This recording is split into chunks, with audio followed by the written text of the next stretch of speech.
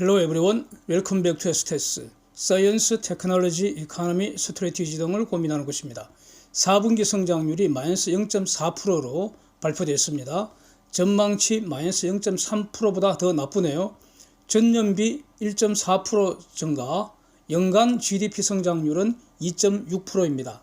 저는 지난 12월 초에 이미 4분기와 23년 1분기 연속 역성장할 것 같다. 그래서 한국 경제는 침체, 즉 리세션에 빠질 것 같다. 이런 영상을 올린 바 있고요. 지금도 이 견해를 유지를 하고 있습니다. 23년 전체 성장률이 과연 어느 정도일지 살펴보려고 합니다. 현재 정부와 한국은행은 23년 성장률 전망치를 대략 한 1.7% 정도로 예정을 하는 것 같습니다. KDI의 한국 잠재 성장률이 1.9%니까 이거보다 더 나쁘다는 뜻이죠. 경제 성장률은 크게 보면은 소비와 투자로 구성되어 있습니다. 예? 그래서 이 소비는 투자는 기업이 하는 것이니까 근데 이제 소비는 국내 소비, 해외 소비, 정부 소비 이렇게 나눌 수가 있는 거 아닙니까? 그런데 지금 그 국내 소비는 매우 침체될 것으로 봅니다. 인플레이션과 고금리 때문에 그러니까 소비자들의 실질 소득이 감소했다. 즉 사용할 수 있는 돈이 쪼그라들었다. 돈이 사라졌다. 여기에 더해서 주택 거래가 사실상 실종됐다는 겁니다. 서울 아파트 1평균 거래량을 제가 그린 거 한번 보시죠.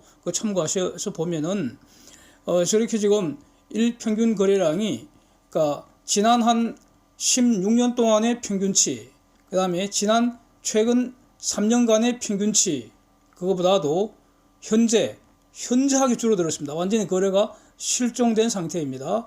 그래서 작년 10월이 최저점이기 때문에 10, 11, 12, 1, 2 이렇게 월별로도 지금 그 표시를 해두고 있는데 완전히 거래가 실종된 모습을 확인을 할 수 있습니다. 지금 구체적으로 숫자는 말씀드리지 않겠습니다. 여러 번 본 그림이기 때문인데 지금 12월은 현재까지 진행 중이고요. 또 1월은 다음 3월 1일이 돼야지 확정이 되지만 그러나 거래 실종 상태를 판단하는 데는 문제가 없고요. 기본적으로 앞에 있는 큰 것은 과거 평균 거래량인데 현재 10월, 11월, 10월 이렇게 나와 있는 것은 말하자면 한계 거래량 이렇게 해석할 수도 있습니다. 이거는 한계 거래량이 매우 저조하다. 거의 한 7분의 1, 8분의 1, 평균의 7분의 1, 8분의 1 정도로 줄었기 때문에 앞으로 점점 더 심각해진다. 이런 뜻입니다. 그래서 심각한 정도 중에 하나가 뭐냐? 딱 하나를 찍어서 말한다면은 서울 아파트 시장에서만 적어도 연간 50조 원 이상이 돈이 잠겨버린 거죠. 돈이 돌지 않는 것이죠. 그래서 전국적으로 대략 한 150조 원 정도 되지 않을까 싶습니다. 잠긴 돈이. 그런데 여기 따라서 자금 경색은 물론이고요. 아파트 거래 시장에서 파생되는 서비스 시장이 싹 죽어버린 겁니다. 그래서 국내 소비 시장은 완전히 침체될 것으로 보고요. 이미 침체되어 있다고 보고요. 그 다음 중요한 것이 해외 소비 아닙니까? 해외 소비는 즉 순수출입니다. 즉 수출 금액 빼기 수입 금액인데 즉 수출 경기를 이제 의미하는 것인데 금년 1월 1일부터 20일까지 수출입 실적을 표에서 보시면은 수출은 마이너스 2.7% 감소했고 수입은 플러스 9.3% 증가를 했어요. 무역수지 적자가 무려 100억 달러입니다. 이거 20일까지인데 그리고 지금 설 연휴가 있었잖아요.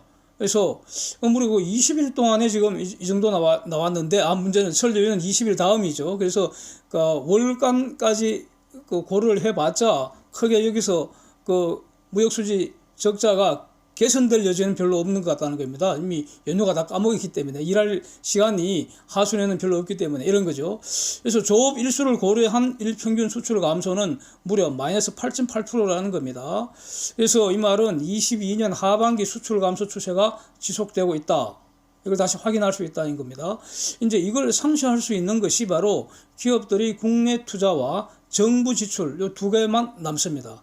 근데 투자는 그렇게 뭐 부정적으로 보지는 않습니다. 투자는 비교적 좀 그 늘어나지 않을까, 좀 긍정적인 증가하는 그런 모습을 보이리라고 보는데, 여기서 정부 지출은 말이죠. 거의 지금 그 정부 지출을 통해서 경기를 좀 활성화시킬, 그 부양시킬 그럴 가능성은 지금 상당히 희박한 것 같습니다. 연구하니 바로 지난 시절, 지난 5년 엽기적 그 살인 마귀, 저는 이렇게 평가합니다. 엽기적 도적 마귀, 그다음에 엽기적 무능 등신 마귀 새끼들, 그거 문재인의 아수라 마귀 정권 시절에 너무나 돈을 풀어버렸기 때문에, 빚 내서 돈을 왕창 풀었기 때문에 이거 어마어마합니다. 이거. 그래서 우리 이거 충신 윤석열 정부로서는 정부 지출을 늘리기 매우 힘들다는 겁니다. 우리 줄여야 합니다. 이거 허리띠 졸라매야 됩니다. 그 다음에 또 지금은 인플레이션 막는 것이 가장 중요합니다. 여전히 가장 중요합니다. 빨리 인플레이션을 연간 2% 안으로 빨리 돌려놔야 하는데, 지금 최근 나온 게 5% 성장이라고, 인플레가 5%로 발표됐는데 이것도 여전히 높다는 겁니다.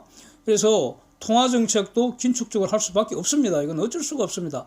그래서 전체적으로 23년 성장률은 22년에 2.6%보다는 깔아앉을 거다. 매우 나쁠 거다. 그래서 정부도 현재 1.7%로 이제 그 예정을 한 것으로 이렇게 이해가 됩니다. 그런데 저는 저거보다 더 내려갈 것 같습니다. 잘해야 1.5% 나오지 않을까 싶다는 겁니다. 그 이유를 지금부터 보겠습니다. 여기서 이제 참고할 게 이겁니다.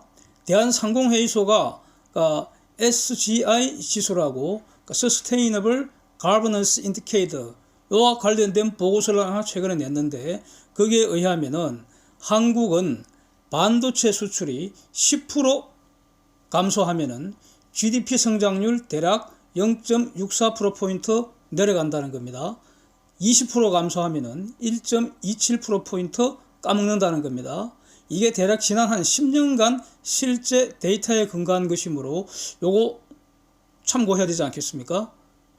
그런데 지금 22년 4분기부터 본격적으로 한국의 반도체 수출 악화됐죠. 완전히 폭락을 하고 있습니다. 폭락. 거의 반토막 수준입니다. 반토막. 그렇죠? 반도체 수출이. 근데 이게 지금 23년에도 지속될 가능성 높다고 보인다는 겁니다. 반도체 수출 악화는 작년 하반기부터 시작이 돼서 4분기에 본격적으로 악화됐다는 겁니다. 22년에 총 수출이 6,839억 달러였는데 반도체 수출이 1,308억 달러, 전체적으로 한 19.12% 차지를 했습니다. 그런데 이 반도체 수출이 11월에 마이너스 29.9%, 12월에는 마이너스 27.8%, 23년 1월부터 20일까지는 마이너스 34.1% 이렇게 더 악화되고 있다는 겁니다.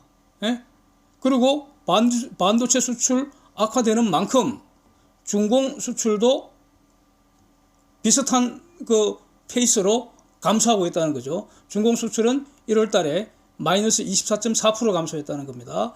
그래서 작년 하반기부터 시작한 그 패턴이 작년 4분기에 본격적으로 악화가 됐는데, 반도체 수출 감소하고 중공 수출 감소 현상, 이게 지금 지속되고 있다는 겁니다. 이거 언제 이게 지금 바뀔지 현재로서는 가늠이 안 되지 않습니까? 반도체 수출은 저런데 그나마 이제 시스템 반도체 쪽이 좀 늘어나줘서 저런 숫자는 저렇게 나오는데, 메모리 반도체를 보면은 지금 반토막입니다. 반토막입니다. 그런데 시스템 반도체도 전월비로는 감소하고 있다는 겁니다. 이게 더 심각한 겁니다. 그래서 반도체 수출이 의미 있는 수준으로 회복을 못한다면은, 그래서 연간 대략 평균 한 마이너스 20% 정도 감소한다면, 그러면 만약에 다른 조건이 동일하게 되면은, 그러면 22년 성장률 2.6%에서 1.3% 정도 차감해서 23년 성장률 1.3%까지 추락할 가능성도 열어둬야 하지 않겠습니까? 여기서 두 가지 전제 조건을 달았죠. 반도체 수출이 의미 있게 회복하지 못하거나, 또 다른 분야도 지금 크게 좋아지는 분야가 없거나, 이런 조건입니다. 이제 다른 조건이 어떻게 될지는 두고 봐야 되는 문제인데 이제 계속 보겠습니다. 여기 지금 그 내수 진작은 한계가 있습니다. 결국 한국 경제 희망은 수출 회복입니다. 그런데 현재 수출입 특징을 가만히 보면은 이것도 작년 하반기부터 나타나기 시작해서 작년 4분기 이후에 심화되는 그런 특징인데 딱 특징이 이렇게 나타납니다. 지역적으로 보면은 미국, EU, 인도 등으로는 수출이 급증합니다. 급증. 그런데 중공, 베트남, 아시안 수출은 급감하는 완전 이거 양극화 현상을 보이고 있습니다. 그런데 전체 수출 6,839억 달러 중에서 중공으로 가는 게 1,558억 불 제일 많습니다. 아시안으로 가는 게 1,249억 불 엄청 많습니다. 미국으로 가는 거는 1,098억 달러고요. EU로 가는 거는 681억 달러에 불과합니다. 그래서 미국, EU, 인도 이런 데로 수출이 급증하는 것만으로는 단기간에는 적어도 단기간에는 중공과 아시안 수출 감소를 상쇄를 못한다는 겁니다. 그리고 베트남 쪽도 지금 감소하고 있습니다. 이렇습니다. 그래서 그 다음에 이제 그 수출 품목을 본다면은 지금 1월 달에 들어서 가전제품 감소율이 마이너스 47.5%, 컴퓨터 등 이런 컴퓨터 주변기기 수출 감소율이 마이너스 44.9%, 반도체 수출 감소율 마이너스 34.1%. 와, 이건 뭐 마이너스 47% 8%면 거의 수출이 반토막 된다는 뜻입니다. 반토막. 이렇습니다. 그 다음에 철강, 정밀기기 이런 쪽 수출 감소세가 계속 이어지고 있습니다. 그래서 이런 거 전부 다 그동안 수출을 주도하던 그런 품목들이기 때문에 그러니까 직격탄을 맞을 수밖에 없다.